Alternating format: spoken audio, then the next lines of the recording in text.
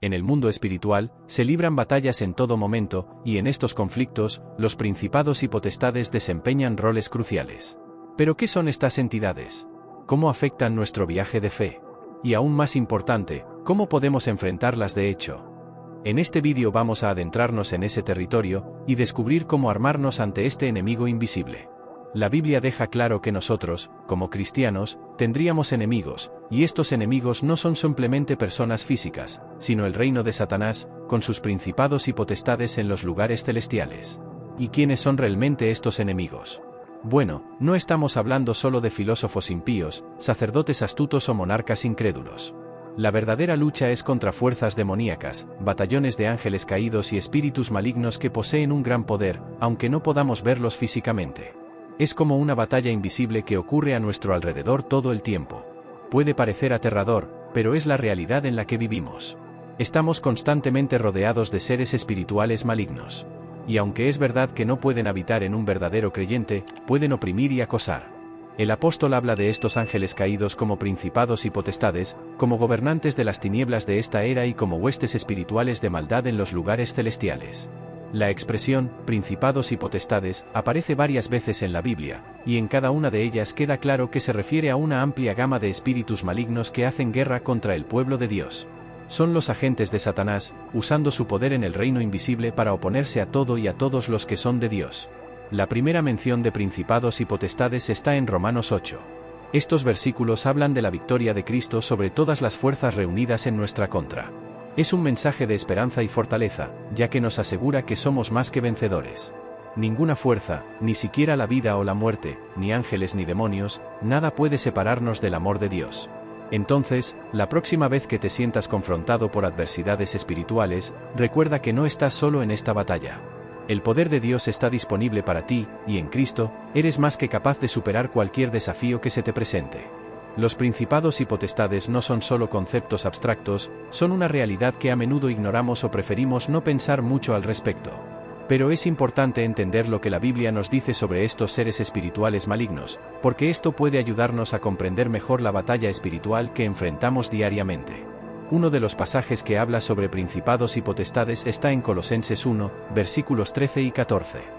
Allí vemos que Dios nos ha sacado de las garras de la oscuridad y nos ha trasladado al reino de su amado Hijo, Jesús. Fue un acto de amor supremo, donde fuimos redimidos y perdonados de todos nuestros pecados, gracias al sacrificio de Jesús en la cruz. Es importante entender que Dios es supremo, omnipotente, omnipresente y omnisciente, creador de todo el universo. Él está en control, incluso cuando parece que las cosas están fuera de control. Él es el creador y gobernante de todas las autoridades, incluyendo esos principados y potestades. Dios está por encima incluso del mal, las fuerzas malignas están bajo su dominio final. Incluso puede usar el mal para cumplir sus propósitos perfectos. Estas entidades de principados y potestades también son conocidas como soldados del ejército de Satanás. Fueron expulsados del cielo junto con Lucifer, el mismo diablo. Su objetivo es claro: obstaculizar el plan de Dios aquí en la tierra y llevar al máximo de personas posible al infierno junto con ellos. Siempre están activos, patrullando sus dominios espirituales, buscando a quien puedan devorar, como dice la Biblia. En el libro de Daniel 10 a 13, se relata la historia de un ángel que tuvo que enfrentar al príncipe del reino de Persia solo para poder entregar un mensaje. Esto muestra cómo estas batallas espirituales son reales. Pero la buena noticia es que, incluso frente a toda esta oposición, Jesús es soberano. Él es el vencedor final, y a través de su muerte y resurrección, derrotó a todas estas fuerzas malignas. En la cruz, Jesús acabó con las acusaciones que el diablo tenía contra nosotros. Todas nuestras fallas, nuestros errores, todo fue anulado allí en la cruz. Somos justificados ante los ojos de Dios, libres de toda condenación. Esto significa que estas potestades están desarmadas ante nosotros. Ya no pueden acusarnos, ya no pueden condenarnos. Estamos seguros en el amor de Dios, protegidos por el poder de su Hijo Jesús.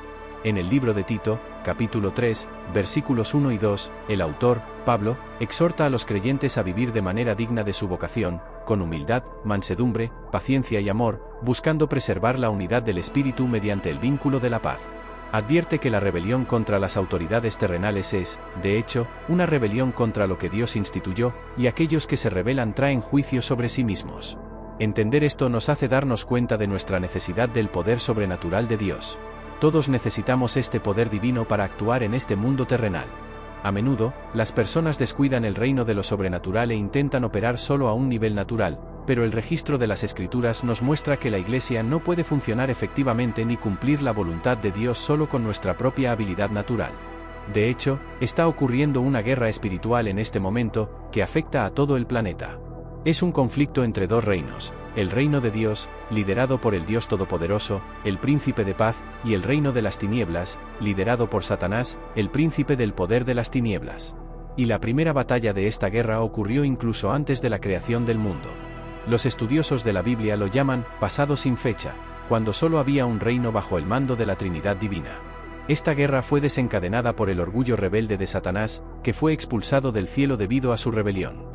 La fuerza impulsora detrás de esta batalla es la misma que motiva cualquier guerra, una lucha por el poder. Pero la buena noticia es que Jesús ya ha ganado esta batalla. Él es el vencedor final, y a través de su muerte y resurrección, derrotó a todas estas fuerzas malignas. En la cruz, Jesús acabó con las acusaciones que el diablo tenía contra nosotros. Todas nuestras fallas, nuestros errores, todo fue anulado allí en la cruz. El diablo ya no tiene nada que pueda usar en nuestra contra. Somos justificados ante los ojos de Dios, libres de toda condenación. Esto significa que estas potestades están desarmadas ante nosotros. La discusión sobre la lucha por el poder es un tema denso y relevante. Se manifiesta cuando un individuo o grupo busca apoderarse de algo legítimamente perteneciente a otro, y la única forma percibida de lograr tal objetivo es a través de la fuerza bruta. Esta dinámica puede compararse con un conflicto armado, donde las partes involucradas compiten por el control y el dominio. El origen de este conflicto, como se describe en el libro del Apocalipsis, capítulo 12, versículos 7 al 9, se remonta a eventos celestiales. En esta narrativa, Miguel y sus ángeles luchan contra el dragón, identificado como el diablo, y sus seguidores. El resultado de esta guerra celestial es la derrota del dragón, que es expulsado del cielo junto con sus ángeles rebeldes. A partir de ese momento, forman un reino rebelde que persiste hasta nuestros días, hasta el día en que Dios intervendrá con su poder supremo para destruir tal facción.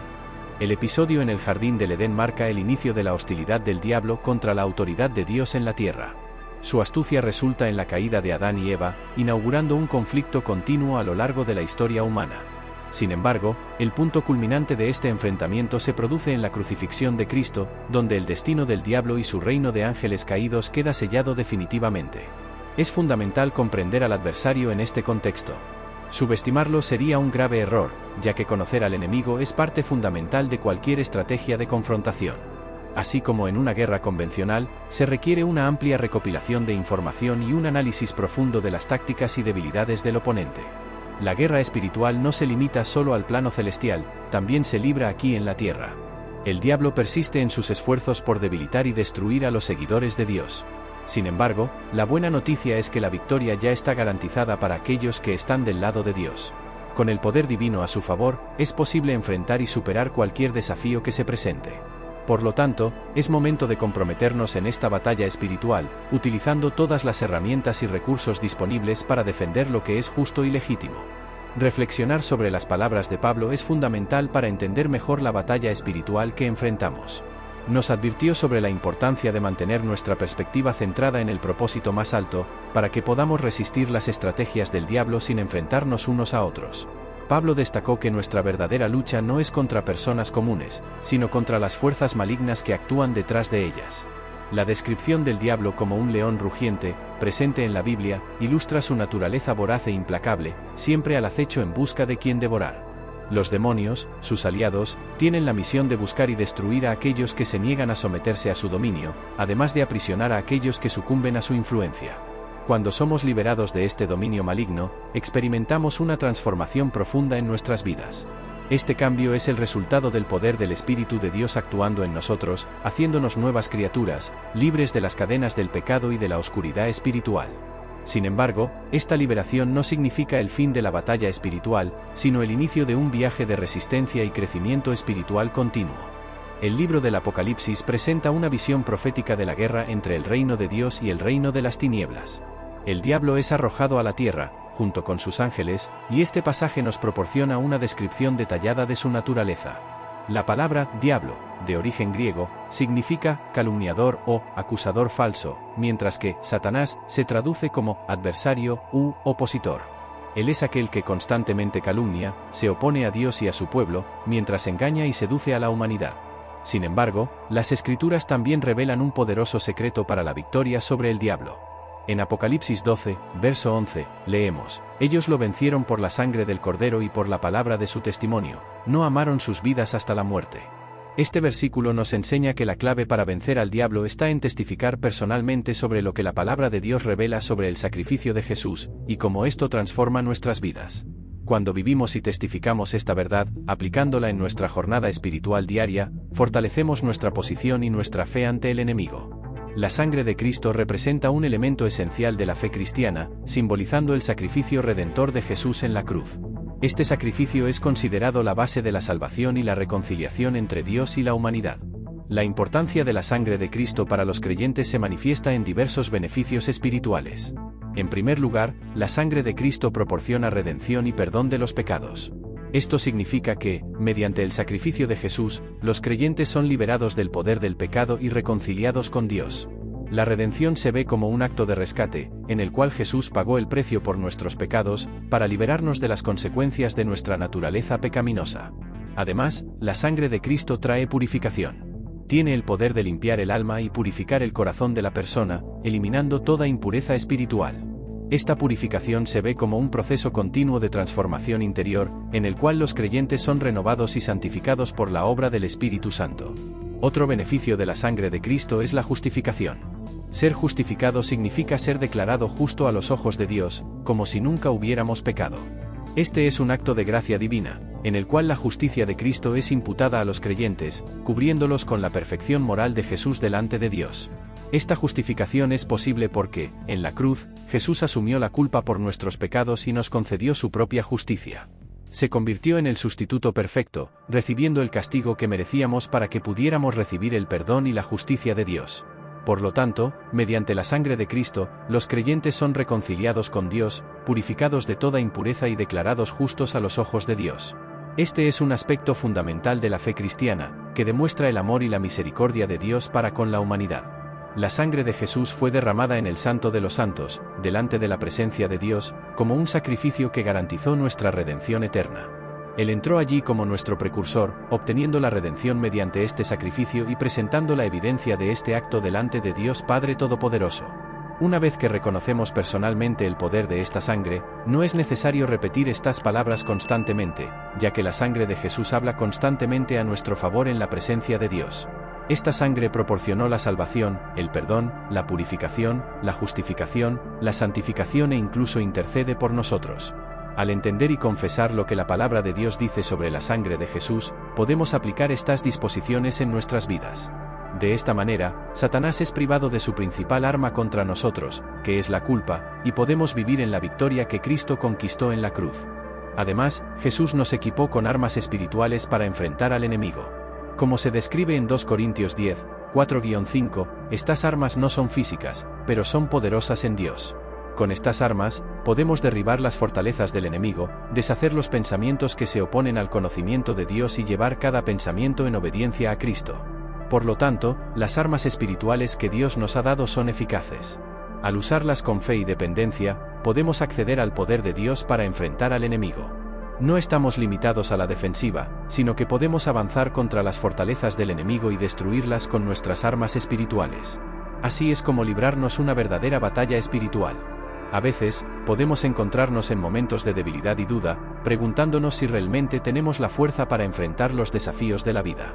En esos momentos, es común sentirnos indignos e incapaces de superar las dificultades que surgen en nuestro camino. Sin embargo, es importante reconocer que estos pensamientos negativos no vienen de Dios, sino que son insertados en nuestras mentes por el enemigo, que busca desanimarnos y alejarnos de la fe. Es interesante notar que, a pesar de nuestras debilidades y limitaciones, Dios ha elegido preciosamente a personas como nosotros para ser instrumentos de su obra en el mundo. El apóstol Pablo nos lo recuerda en sus cartas, donde habla sobre la sabiduría divina en usar a aquellos que el mundo considera débiles e indignos para realizar grandes hazañas en su nombre. Así que, cuando nos sentimos inadecuados para la batalla espiritual, es importante recordar que Dios puede usar incluso nuestra debilidad para su gloria. Una de las formas de enfrentar los ataques del enemigo es entender el poder de la sangre de Jesús. En la cruz, Jesús derramó su sangre como un sacrificio perfecto, que nos ofrece redención, perdón y liberación. Al testimoniar personalmente lo que la palabra de Dios dice sobre el poder transformador de la sangre de Jesús, podemos apropiarnos de estas promesas y resistir las acusaciones del enemigo. Además, la palabra de Dios y nuestro propio testimonio también son armas poderosas en la batalla espiritual. A través de la meditación en la palabra y la proclamación de nuestro testimonio de fe, podemos fortalecer nuestra posición espiritual y rechazar las mentiras del enemigo. Cuando combinamos estas tres armas, la sangre de Jesús, la palabra de Dios y nuestro testimonio personal, nos convertimos en más que vencedores en Cristo. Reflexionar sobre la guerra espiritual nos ayuda a comprender la magnitud de la batalla que enfrentamos diariamente.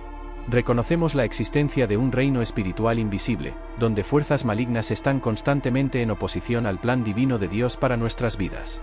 Sin embargo, el énfasis en la victoria alcanzada a través de la sangre de Jesús resuena como un mensaje de esperanza y liberación. La justificación, purificación y redención proporcionadas por el sacrificio de Jesús ofrecen una base sólida para resistir las acusaciones del enemigo.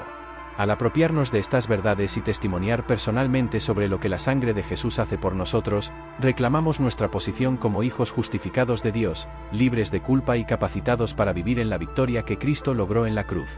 Que esta profunda comprensión de la guerra espiritual y la victoria en Cristo nos inspire a vivir con valentía, fe y confianza en la obra redentora que sigue resonando en los pasillos celestiales. Que podamos proclamar audazmente la victoria por la sangre del Cordero y la palabra de nuestro testimonio, afirmando nuestra posición como más que vencedores en Cristo. Si sientes el llamado de Dios en tu corazón y deseas comenzar un nuevo camino con Cristo, te invito a aceptarlo como tu Señor y Salvador. Deja tu comentario abajo, expresando tu decisión de seguir a Cristo, y hasta la próxima.